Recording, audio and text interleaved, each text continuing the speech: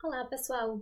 Tudo bem com vocês? Estamos aqui mais uma vez para darmos continuidade ao nosso minicurso Mitos e Verdades sobre o tratamento farmacológico do SARS-CoV-2. Hoje, o tema da nossa aula será hidroxicloroquina e a cloroquina, que são fármacos que estão sendo utilizados no tratamento farmacológico da Covid-19. Nessa aula, iremos observar os principais estudos que foram feitos utilizando estes medicamentos para tratar a Covid-19. Espero que vocês aproveitem a aula e vamos começar. Quando pensamos em tratamento farmacológico, isso nos faz pensar no que seria considerado um fármaco ideal. O fármaco, para ser considerado ideal, ele deveria ter algumas características importantes, como, por exemplo, a eficácia e a efetividade. Às vezes nós usamos essas palavras como sinônimos, mas elas vão apresentar alguns os conceitos diferentes. A eficácia é a capacidade do fármaco em produzir um determinado efeito. No entanto, a eficácia ela só pode ser avaliada com precisão se for avaliada em condições ideais, como no caso de ensaios clínicos, onde você vai ter um supervisor, os pacientes vão ser selecionados por critérios apropriados, esses pacientes vão aderir estritamente àquele programa posológico e isso tudo acaba influenciando na avaliação da eficácia. A efetividade, por sua vez, ela difere da eficácia porque ela vai ser levada em consideração o resultado do fármaco no cotidiano das pessoas, na vida real de fato. Então, você não vai ter aí condições ideais, você não vai avaliar a efetividade em ensaios clínicos. Então, muitas vezes os fármacos eles vão apresentar uma alta eficácia nos ensaios clínicos, mas eles podem ter uma baixa efetividade, por exemplo, por ter muitos efeitos adversos e isso acaba comprometendo a adesão ao tratamento dos pacientes. Outra característica importante é a segurança deste fármaco. Nós sabemos que os fármacos eles vão ter riscos e benefícios, e esses riscos estão associados à probabilidade de se desenvolver eventos adversos, que nada mais é que uma resposta prejudicial e não intencional após a administração do fármaco. No entanto, o aparecimento desses efeitos adversos acabam comprometendo a segurança do fármaco. Então, o fármaco, para ser considerado ideal, ele teria que ser isento de efeitos adversos. No entanto, sabemos que na prática isso não ocorre, porque os fármacos eles não conseguem ser completamente específicos. Eles não conseguem atuar somente em uma célula ou somente em um tecido. No entanto, os fármacos eles precisam ser pelo menos seletivos.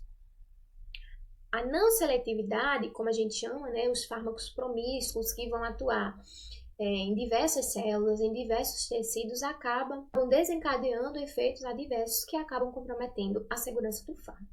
Outra característica é a característica de reversibilidade. É importante que o fármaco ele tenha um antídoto, principalmente no caso de hipersensibilidade a este fármaco e também no caso de intoxicação. Então, se o fármaco ele tem um antídoto, o seu efeito ele vai ser passível de reversibilidade. A outra característica é que o fármaco, para ser ideal, ele deveria ter mínimas interações. As interações medicamentosas vão ocorrer quando há o uso recente ou concomitante dos fármacos com outros fármacos, ou com alimentos, ou até com suplementos alimentares. Na maioria das vezes, essas interações medicamentosas acabam comprometendo o efeito desse fármaco. Outra característica importante é que este fármaco ele precisa ser de fácil administração. Isso vai contribuir na adesão ao tratamento farmacológico. Dito isto, nós precisamos entender como funciona o fluxo para o desenvolvimento de novos fármacos. É necessário que se passe por duas etapas principais, a etapa de fase pré-clínica ou fase experimental e a fase clínica ou fase de pesquisa clínica. Na fase pré-clínica, nós teremos os estudos in vitro, onde nós iremos testar o candidato a fármaco em células para avaliar a eficácia deste fármaco, e também os ensaios in vivo, a experimentação animal, utilizando camundongos, ratos, porcos, macacos e uma infinidade de animais que podem ser utilizados nesses testes. E aí, nesses testes com animais, nós podemos avaliar tanto a eficácia como a segurança. E aí a gente consegue definir um perfil farmacológico e também um perfil toxicológico. Então você avalia os eventos adversos, você avalia o potencial carcinogênico deste candidato a fármaco, você pode avaliar também o potencial teratogênico deste candidato a fármaco e uma série de parâmetros que podem ser avaliados nesses testes. Em seguida, nós passamos para a fase clínica, onde iniciarão os testes em humanos. Então, você tem a fase 1, da fase pré-clínica, que você vai testar esse candidato a fármaco em voluntários saudáveis, aí um grupo pequeno de voluntários saudáveis, você vai avaliar principalmente a toxicidade deste fármaco. Em seguida, você segue para a fase 2, onde esse candidato a fármaco ele vai ser testado em indivíduos doentes, e aí você vai avaliar tanto a eficácia, como também a segurança deste fármaco. E nós temos também a fase 3, que é um teste que envolve o maior número de pacientes que vão ser escolhidos de forma aleatória, e aí nós chamamos esse ensaio clínico de ensaio clínico randomizado. Esses pacientes também vão estar dispostos em regiões geográficas distintas e todas essas condições acabam influenciando na credibilidade desse estudo. Uma vez que o candidato a fármaco passou pela fase 3, ele vai ser os documentos com as metodologias usadas, com os resultados, vão ser enviados aos órgãos regulatórios, no nosso caso a Anvisa ela pode aprovar ou não e enviar este fármaco para a fase 4. Na fase 4, os fármacos eles vão estar disponibilizados no mercado, as pessoas vão poder utilizá-los, mas essa fase também é chamada de farmacovigilância, justamente porque nesta fase serão identificadas, avaliados, prevenidos e detectados os efeitos adversos que não foram detectados anteriormente nas outras fases, na fase 1, na fase 2 ou na fase 3 desse ensaio clínico. No entanto, o que nós estamos observando é que a maioria dos estudos para o tratamento da Covid-19 tem sido feito a partir de medicamentos que já estão disponibilizados no mercado. Isso a gente chama de reposicionamento de fármacos, ou seja, o fármaco que já é utilizado para uma doença, ele vai ser reposicionado para outra, e isso acaba diminuindo, por exemplo, o tempo de pesquisa, já que se conhece muitos aspectos relacionados àquele fármaco, como, por exemplo, as características farmacocinéticas do fármaco. Nessa corrida em busca de um medicamento para tratar a Covid-19, surgem, então, os antimaláricos, a cloroquina e a hidroxicloroquina. Então, as redes sociais, muitos meios de comunicação começaram a divulgar informações a respeito desses medicamentos. No entanto, qual a evidência científica que essas informações possuem? Será que essas informações são de confiança? Então, é isso que nós veremos a seguir. Essa pirâmide nos mostra o nível de evidência das informações científicas. Conforme vamos subindo nessa pirâmide, as informações vão se tornando cada vez mais confiáveis e com menos vieses. A consequência disso são resultados com maior e melhor nível de evidência.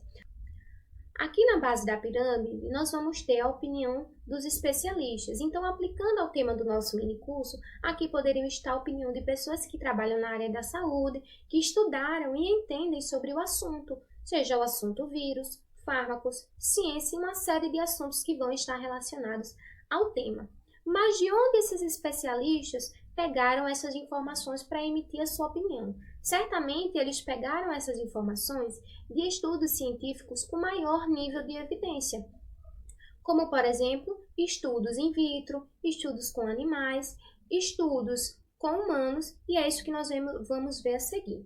Então, acima da opinião dos especialistas, nós vamos ter os estudos in vitro, utilizando células, e também os estudos com experimentação animal. No entanto, esses estudos eles podem possuir algumas limitações, como, por exemplo, a dificuldade de extrapolação dos seus resultados com a realidade clínica. Associando isso ao SARS-CoV-2, eles podem apresentar uma atividade antiviral, mas na realidade clínica, esse efeito antiviral ele não é observado. Acima disso, nós vamos ter o relato de casos e a série de casos. O relato de caso é o tipo mais básico de estudos com seres humanos. O relato de caso é uma descrição detalhada de casos clínicos que vão conter características importantes sobre os sinais e sintomas daquele paciente, os procedimentos terapêuticos adotados e também o desfecho daquele caso. Já a série de casos vai ser um compilado de vários relatos de caso. Em seguida, nós vamos ter os estudos observacionais, dentre eles os estudos de caso-controle e os estudos de coorte. Nos estudos de caso-controle, o pesquisador não poderá intervir no paciente. E esse tipo de estudo corresponde a uma análise que parte do desfecho para a investigação da causa. E aí nós vamos ter dois grupos. O grupo caso, que vai ser o grupo das pessoas que possuem a doença, e o grupo controle, que é o grupo que não terá a mesma doença. Outro tipo de estudo observacional é os estudos de coorte, no qual a análise será a partir da exposição para o desfecho. E aí você vai ter dois grupos, o grupo exposto ao fator de risco e o grupo que não foi exposto, que vai servir como parâmetro de comparação. Em seguida, nós vamos ter os ensaios clínicos randomizados, que são estudos que terão um grupo de interesse, em que se faz o uso de uma terapia, que vai ser chamado de grupo intervenção, e o grupo que não irá fazer uso dessa terapia, chamada de grupo controle. E diferente dos estudos observacionais, em que o pesquisador ele não interfere na exposição, nesse estudo o pesquisador ele vai planejar e intervir ativamente nos fatores que influenciam as amostras. O termo randomizado vai estar relacionado à alocação dos indivíduos da pesquisa de forma aleatória. Esse tipo de estudo é considerado padrão ouro, justamente porque eles possuem o desenho experimental ideal para o estudo das intervenções. E, se eles forem bem delineados e conduzidos, eles vão ter a capacidade de criar ou alterar protocolos clínicos. E lá no topo da pirâmide, nós vamos ter as revisões sistemáticas. As revisões sistemáticas são consideradas estudos secundários, pois reúnem estudos primários de uma determinada área de interesse. E os resultados dessas revisões sistemáticas se baseiam numa coletânea de uma série de estudos com forte nível de evidência. Dito isto, entraremos de fato agora na discussão acerca da cloroquina e da hidroxicloroquina. A cloroquina ela foi desenvolvida em 1934 por um químico alemão lá no laboratório da Bayer. E inicialmente ela não era conhecida como cloroquina, ela só passou a ser chamada de cloroquina após um certo tempo. A cloroquina ela foi esquecida por aproximadamente uma década, porque ela era considerada muito tóxica para uso humano. No entanto, em 1947 ela passou a ser usada para profilaxia de malária. Quanto à sua estrutura, ela vai possuir um núcleo quinolínico e ela vai fazer parte do grupo de 1, 2, 3, 4 aminoquinolínicos. Então, ela vai estar inserida no grupo de derivados 4 aminoquinolínicos. Além disso, ela vai ser excretada principalmente pela urina e possui um tempo de meia-vida bem longo, que pode chegar aí até 2 meses. Já a hidroxicloroquina, ela foi sintetizada em 1946 e aprovada para uso nos Estados Unidos em 1955. E ela é um análogo da cloroquina, então ela também vai ter o núcleo quinolínico, ela também vai fazer parte do grupo de derivados 4 aminoquinolínicos.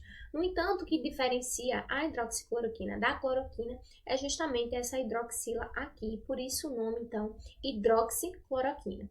Ambas vão ser moléculas solúveis, mas a hidroxicloroquina ela é mais solúvel que a cloroquina, justamente por causa dessa hidroxi aumenta o número de pontos de hidrogênio que a molécula pode fazer. E quais as indicações desses medicamentos? Eles vão possuir efeito antiparasitário, então vão ser utilizados na profilaxia e tratamento da malária, e também vão possuir um efeito imunomodulador e por isso eles são utilizados em condições autoimunes como lúpus eritematoso sistêmico e também na artrite reumatoide. O mecanismo de ação na malária vai ser pela inibição da M-polimerase, que é uma enzima que polimeriza o M, que é uma substância tóxica para o plasmódio, em hemozoína, que é uma substância não tóxica para o plasmódio. Uma vez que a cloroquina e a hidroxicloroquina inibem essa enzima, o M ele vai ficar livre e vai produzir um efeito tóxico lá no plasmódio. Já o efeito imunomodulador, ele vai se dar por diferentes vias. Então, estes medicamentos eles podem atuar interferindo na apresentação de autoantígenos, e isso acaba influenciando na fagocitose. Nós vamos ter também o bloqueio da resposta dos linfócitos T induzidos por antígenos. Vamos ter também a redução da produção de mediadores inflamatórios, principalmente interleucina 1, 6, 22, 2, 17 e o TNF-alfa. No entanto, o mecanismo mais importante parece ser a inibição da ativação de receptores Toll-like, principalmente receptores Toll-like intracelulares, que são os que reconhecem os ácidos nucleicos. Esses receptores Toll-like eles vão estar atuando na imunidade inata e vão desempenhar um papel crucial nas doenças autoimunes sistêmicas. Então, uma vez que o receptor Toll-like ele reconhece os ácidos nucleicos, vai haver a produção de autoanticorpos e também mediadores inflamatórios que vão influenciar nessas condições autoimunes. Por isso, é importante, essa via de inibição da ativação desses receptores Toll-like que acaba influenciando aí nesse efeito imunomodulador desses medicamentos. E quais os efeitos adversos desses medicamentos? Nós vamos ter os efeitos muito comuns, que incluem dor abdominal e náusea. Vamos ter os efeitos comuns, erupção cutânea, prurido, anorexia, diarreia, vômito, visão borrada e uma série de outros efeitos adversos. E aqui nos incomuns a gente destaca a questão da retinopatia. O mecanismo pelo qual isso ocorre deve-se ao fato desses medicamentos se ligarem à melanina presente na retina e isso acaba influenciando e alterando as células presentes no olho. E isso pode levar, inclusive, até a cegueira desses pacientes. E outro importante efeito adverso é justamente o prolongamento do intervalo QT. Esses medicamentos eles estão associados à toxicidade cardiovascular, principalmente o prolongamento do intervalo QT, que sob condições especiais podem causar arritmias ventriculares. O mecanismo de ação pelo qual isso ocorre vai estar relacionado ao bloqueio do canal de potássio, que acaba prolongando a repolarização ventricular e a duração dos potenciais de ação ventricular. E isso acaba influenciando também no aparecimento de arritmias que, inclusive, podem ser fatais.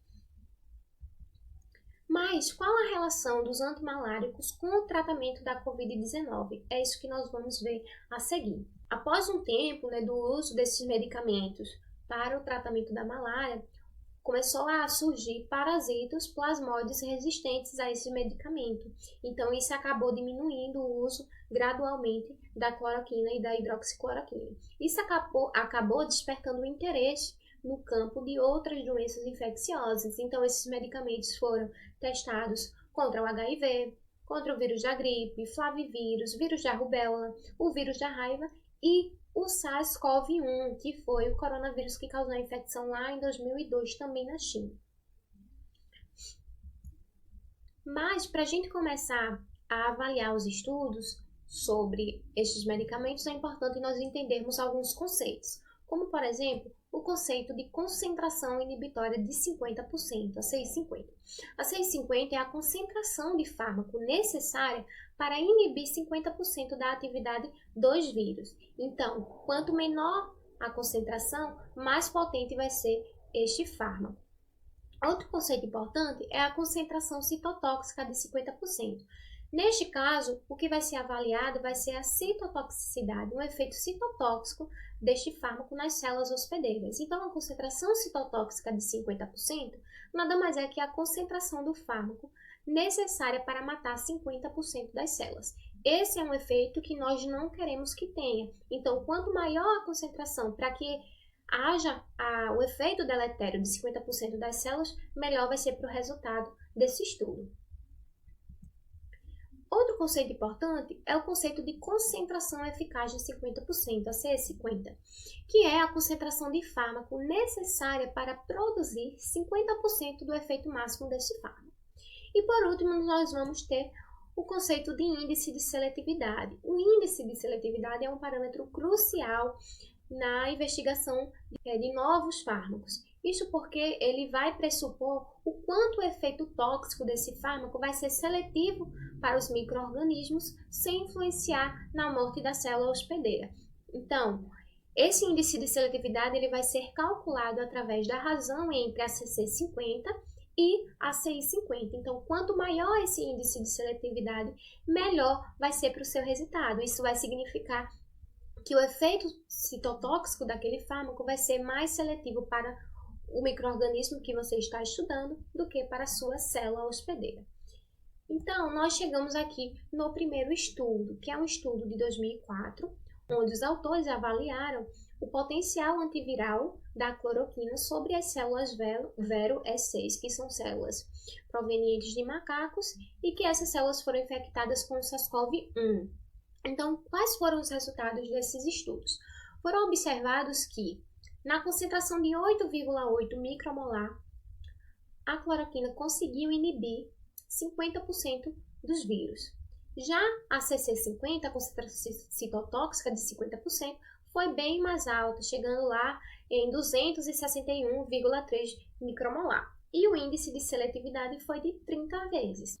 Ou seja, a cloroquina ela foi 30 vezes mais seletiva para o vírus do que para as células hospedeiras.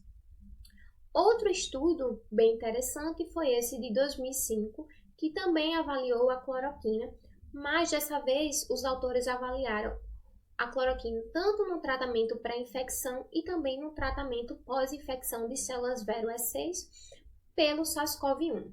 E quais os resultados desse estudo? Foram observados que o pré-tratamento com até 10 micromolar conseguiu reduzir em 100%.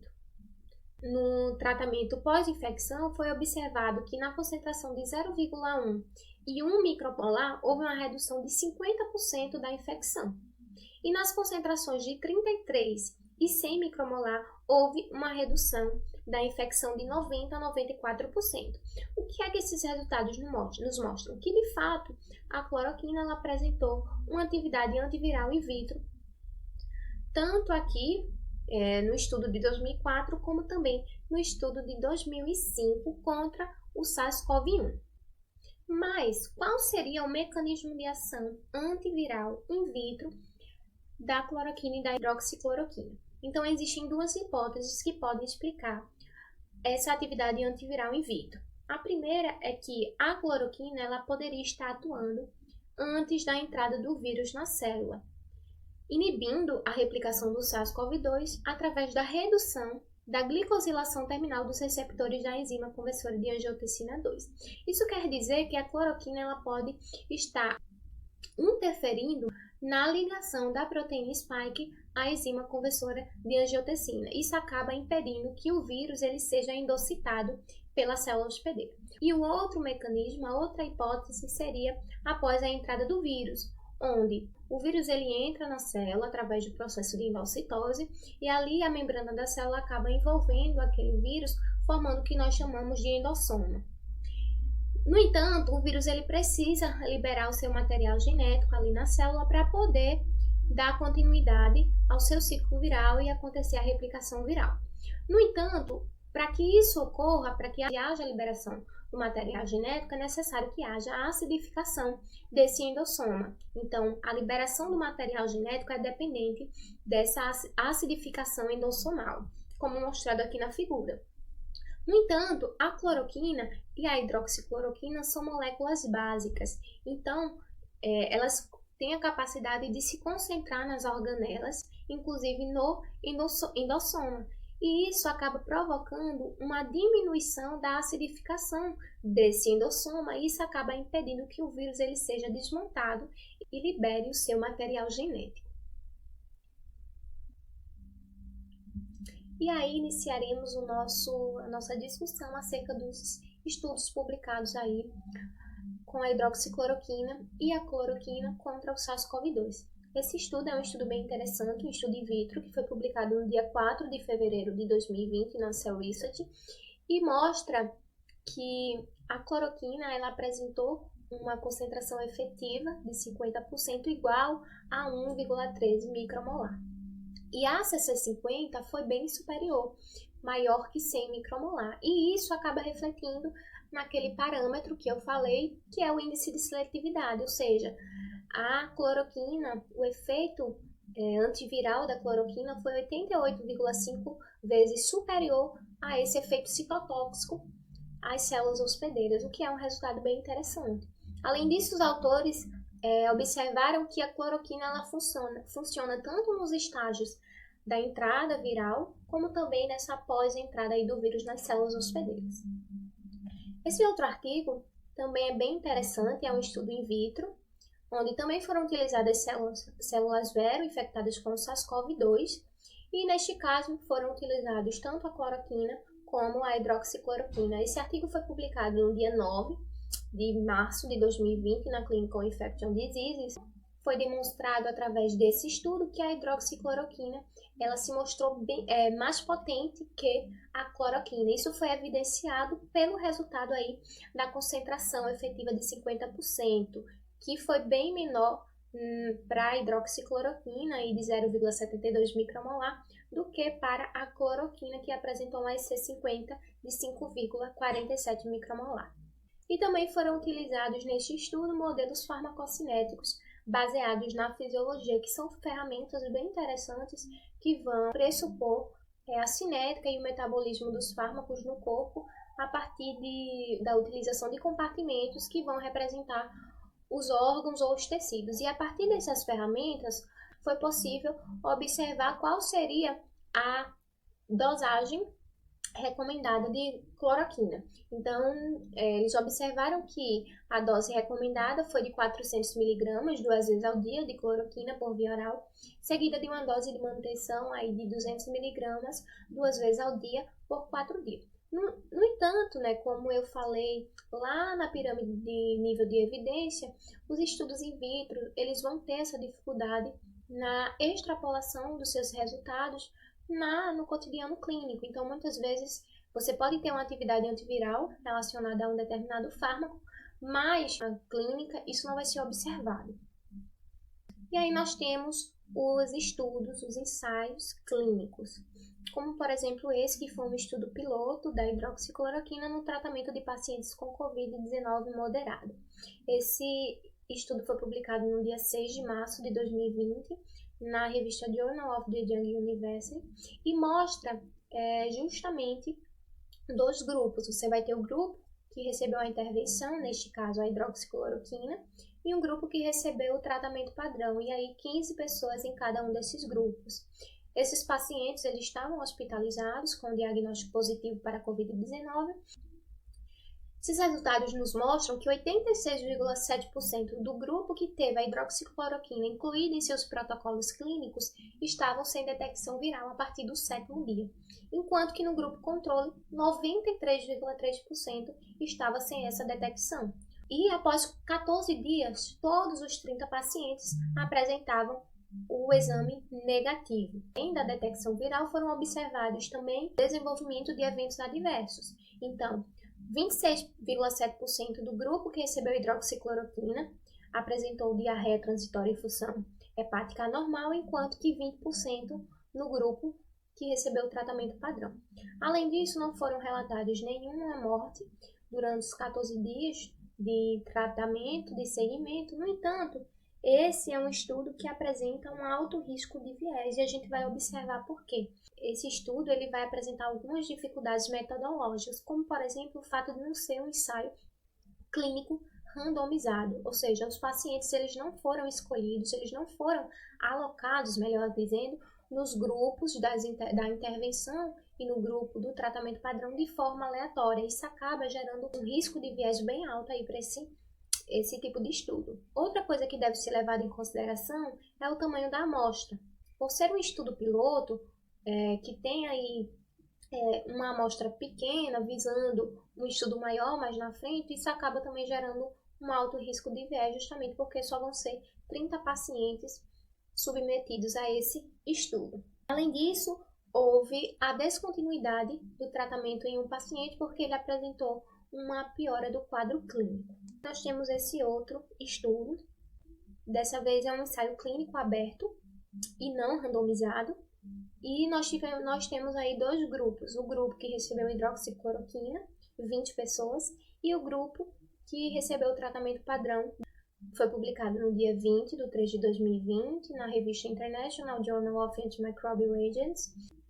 E aí nos mostram os resultados bem interessantes que vale a pena nós observarmos, como por exemplo, a depuração virológica no dia 6 foi de 70% para o grupo que recebeu hidroxicloroquina, enquanto que o grupo controle ele apresentou uma depuração virológica em apenas 12,5% desses pacientes. No entanto, nós observamos algumas dificuldades também metodológicas neste estudo, como por exemplo a retirada de 6 pacientes do grupo que estava recebendo hidroxicloroquina para fazer um novo grupo. Esse grupo ele não foi pensado inicialmente para ser incluído nesse ensaio, mas houve a retirada desses pacientes no grupo original, que seria o grupo da hidroxicloroquina, e aí gerou um outro grupo, que foi um grupo que recebeu aí a azitromicina, além da hidroxicloroquina. No entanto, os resultados nos mostram que a adição desse antibiótico em 6 pacientes resultou em uma depuração virológica superior a 100%, enquanto que os pacientes que receberam hidroxicloroquina isolada, apenas 57%. No entanto, isso acaba gerando esse alto risco de viés. Além disso, não é um ensaio clínico randomizado, os pacientes não foram alocados de forma aleatória nesses grupos e se trata de um ensaio clínico aberto. Isso quer dizer que tanto os pacientes como os pesquisadores, eles sabiam quem estava recebendo o tratamento padrão e quem estava recebendo a intervenção. E este não é uma característica ideal para um ensaio clínico. A característica ideal seria um estudo duplo cego, onde nem o paciente e nem o pesquisador ele sabe quem está recebendo a intervenção e quem está recebendo o tratamento padrão. Esse outro artigo também trata-se de um ensaio clínico aberto e randomizado, dessa vez realizado com 150 pacientes hospitalizados com diagnóstico aí de Covid-19. Esse artigo foi publicado no dia 7 de maio de 2020, e aí nós temos dois grupos, o grupo que recebe hidroxicloroquina com N de 75 e o tratamento padrão também com N de 75. E aí nós temos os resultados desse estudo. 85,4% do grupo que recebeu a hidroxicloroquina estava sem detecção viral, enquanto que o grupo controle estava com 81,3% sem essa detecção viral. Isso foi 28 dias depois dessa intervenção. Além disso, foram observados o tempo para melhora dos sintomas clínicos, que é um outro parâmetro bem interessante de ser avaliado, e também o aparecimento de eventos adversos. Então, aí você vai ter, no tempo para melhora dos sintomas, uma mediana de 19 dias para o grupo que recebeu hidroxicloroquina e uma mediana de 21 dias para o grupo que recebeu o tratamento padrão. O grupo que recebeu a hidroxicloroquina apresentou aí um maior aparecimento desses eventos adversos. Então, 30% dos pacientes desenvolveram algum tipo de evento adverso, enquanto que no grupo controle apenas 8,8%. A diarreia foi o evento adverso mais comum observado nesses pacientes. 10% no grupo hidroxicloroquina e nenhum, 0% no grupo controle. E quanto aos eventos adversos graves, que aí incluíram principalmente arritmias, nós tivemos 2,6% no grupo hidroxicloroquina e 0% no grupo controle. Mais uma vez, nós temos um alto risco de viés. Por quê? Apesar de pelo menos ter sido um ensaio randomizado, o ensaio é um ensaio clínico aberto. Além disso, a amostra ainda é pequena para o que se espera de um ensaio clínico confiável. Então, assim, resumidamente, em outras palavras, não houve uma diferença estatisticamente significativa entre o grupo que recebeu hidroxicloroquina e o grupo que recebeu o tratamento padrão. Isso indica que, nesse estudo, a hidroxicloroquina ela não apresentou nenhum benefício para a melhora desses pacientes e, além disso, apresentou aí uma porcentagem maior no desenvolvimento de eventos adversos. E aí nós temos esse outro estudo, que também é um estudo bem interessante, só que não é um ensaio clínico, é um estudo observacional, uma análise retrospectiva, ou seja, a exposição à terapia já aconteceu. O que vai ser observado aí nesse estudo é a análise do impacto que essa terapia causou ou não nos pacientes. Então, foram realizados aí uma análise retrospectiva de dados de 368 pacientes hospitalizados com infecção confirmada para SARS-CoV-2, e aí nós temos, né, aquilo que nós chamamos de endpoints, os pontos finais. Nós temos como endpoints os riscos de ventilação, ou seja, o risco do paciente precisar de ventilação mecânica, e também a mortalidade. Então, se houver algum desses desfechos, isso vai inferir que o tratamento com a hidroxicloroquina falhou. Então, nós temos aí o grupo hidroxicloroquina com 97 pacientes, um grupo que recebeu hidroxicloroquina mais azitromicina com 113 pacientes e um grupo de 158 pacientes que não recebeu nenhum desses medicamentos. Então, foram observados que o risco de ventilação ele foi semelhante no grupo que recebeu hidroxicloroquina e no grupo que recebeu hidroxicloroquina mais azitromicina. Então, esse risco de chegar até esse desfecho de precisar de ventilação mecânica foi bem semelhante entre esses grupos. Além disso, as taxas de mortalidade nos grupos hidroxicloroquina foi de 27,8%, no grupo da hidroxicloroquina e azitromicina foi de 22,1%, enquanto que no grupo que não recebeu nenhum desses medicamentos apresentou uma taxa de mortalidade de 11,4%. Então, nesse estudo não foram encontradas evidências de que o uso da hidroxicloroquina com ou sem azitromicina reduzisse o risco de ventilação mecânica nesses pacientes hospitalizados. Além disso, houve uma associação entre o uso da hidroxicloroquina, de forma geral, na mortalidade destes pacientes. Nós temos esse outro estudo, que é um estudo de coorte, é um estudo observacional, nós não estamos falando aqui de ensaio clínico, randomizado, nem duplo cego, então a gente já sabe que não é o ensaio padrão ouro, que seria o ideal. Mas ele nos mostra uns resultados bem interessantes que a gente vai ver a seguir. Esse estudo foi feito com 1.376 pacientes, dos quais 811 receberam hidroxicloroquina e os demais não receberam a hidroxicloroquina. O que é que os pesquisadores eles queriam observar nesse estudo de coorte? Eles queriam saber se haveria uma associação entre o uso da hidroxicloroquina com dois endpoints. Então, você tem aí a intubação e a morte. Então, caso houvesse essa intubação ou o paciente evoluísse à morte, seria aí o ponto em que a hidroxicloroquina ela falhou.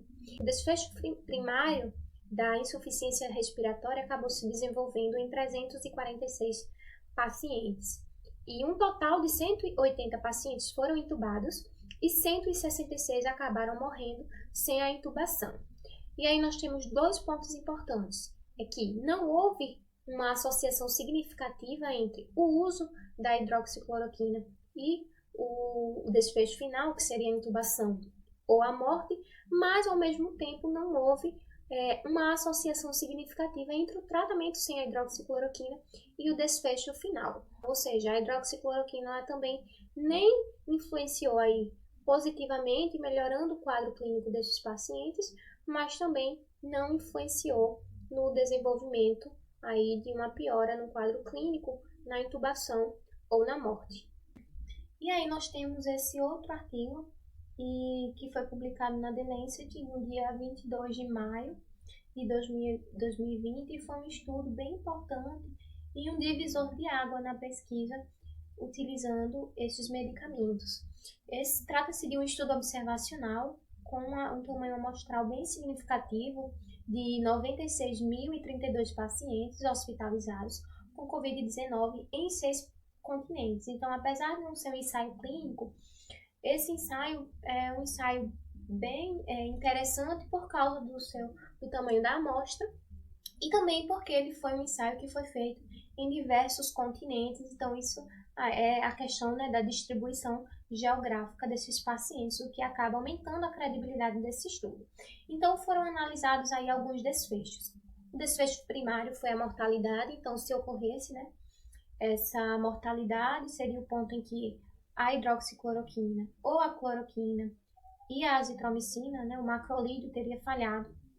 E o desfecho secundário seria as arritmias ventriculares. Então, aí nós temos 5 grupos distintos. O grupo que recebeu apenas cloroquina, o grupo que recebeu cloroquina mais o macrolídeo, o grupo que recebeu apenas hidroxicloroquina e o grupo que recebeu a hidroxicloroquina mais esse macrolídeo. E aí nós temos o grupo controle também, que recebeu o tratamento padrão, e aí nós temos um N bem significativo de 81.144 pacientes. Então, os resultados nos mostram que, na mortalidade, o grupo que apresentou a maior taxa foi o grupo que recebeu hidroxicloroquina mais o macrolídeo. Então, uma taxa aí de 23,8%. Já o grupo que recebeu a cloroquina mais o macrolídeo apresentou uma taxa de 22,2%. O grupo que recebeu a hidroxicloroquina isolada, 18%, cloroquina isolada, 16,4%, e o grupo que estava ali no controle, né, apresentou uma taxa de mortalidade de 9,3%. Quanto ao desfecho secundário, a arritmia cardíaca ventricular, nós observamos que o grupo que recebeu a hidroxicloroquina mais o macrolídeo também apresentou os maiores resultados, 8,1%, seguidos da cloroquina mais o macrolídeo, 6,5%, a hidroxicloroquina isolada, 6,1%, cloroquina isolada, 4,3%, e o grupo controle apenas 0,3%. Então, o que é que nós observamos a partir desses resultados? Que não foi possível confirmar um benefício do uso da hidroxicloroquina ou da cloroquina isoladas ou em associação com o macrolídeo, ou seja, não houve uma melhora clínica desses pacientes, não houve um benefício nesses pacientes ao utilizar esses medicamentos. E além disso, foi mostrado que esses esquemas, utilizando cloroquina e hidroxicloroquina, foi associada a uma diminuição da sobrevida desses pacientes no hospital e também foi associada a um aumento da frequência de arritmias ventriculares. E aí nós chegamos nesse último estudo, que é uma revisão sistemática rápida, lembrando lá, né, que a revisão vai estar no topo do nível de evidência. E o objetivo dessa revisão foi identificar, avaliar sistematicamente e sumarizar as melhores evidências científicas, que é justamente o papel de uma revisão sistemática. Então, foram selecionados 11 estudos e 100.497 pacientes hospitalizados com Covid-19. Os resultados dessa revisão acabam resumindo tudo aquilo que eu já vinha falando e discutindo com vocês nesses outros estudos. Então, foi identificado um certo benefício ali da hidroxicloroquina na questão de alguns sintomas, mas de modo geral, melhora clínica de modo geral nos pacientes com o uso da hidroxicloroquina. E além disso, não foi identificado o benefício da hidroxicloroquina quanto à negativação da carga viral e também na melhora do aspecto radiológico. Então, como nós vimos nos estudos anteriores, a gente não observou uma diferença aí significativa na negativação da carga viral. Além disso, os efeitos do uso da hidroxicloroquina quanto ao tempo de hospitalização foram divergentes entre os estudos. Então, entre um estudo e outro, não houve uma concordância entre os efeitos do uso da hidroxicloroquina quanto ao tempo dos pacientes na hospitalização. E, por fim, foi identificado um maior tempo de permanência dos pacientes que estavam utilizando esses medicamentos nas UTIs. Houve também um maior risco de ventilação mecânica, um maior risco de desenvolver eventos adversos graves, como nós vimos nas arritmias ventriculares, e também foi associado aí uma maior mortalidade nos pacientes que foram expostos à cloroquina e à hidroxicloroquina.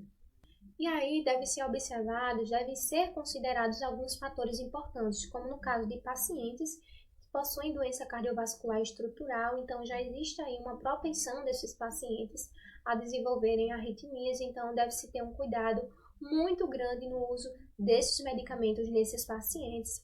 Além disso, estudos demonstram que a doença COVID-19 pode gerar lesões cardíacas.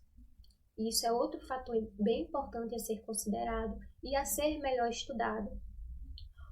Outro fator importante é que os indivíduos que possuem doenças cardiovasculares, eles já fazem parte do grupo de risco. Então, até que ponto vale a pena usar esses medicamentos em pacientes que já possuem, né, um risco aí cardiovascular.